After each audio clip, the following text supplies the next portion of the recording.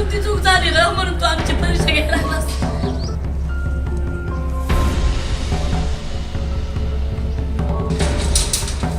सुगंधाताई, सुगंधाताई गेली जाता या विचारातून बाहेर असं पाहू नका.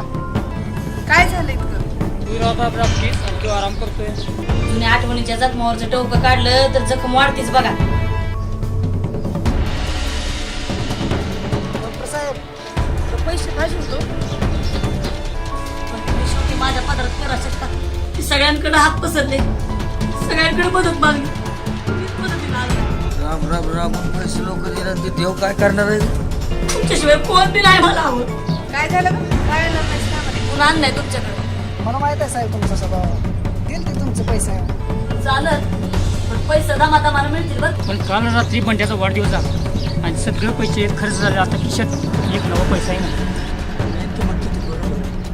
माझ्या नवऱ्याला इलाजाची लय गरज आहे व. माझा ती माणूस की सुट्टी र द्यावा. आता तोच पर्याय आहे शेवटचा. उघड की डोळा रे बघ माझ्याकडे एकदा. असं आपण तुम्हाला लोकांच्या घरची दुनिया करायची काय का व असं काय येडणी बघायला लागलं. माझ्या मनाला प्रश्न पडलाय. नियतीने आपल्याला खाला घातला म्हणायचं सोडून द्यायचं बघा.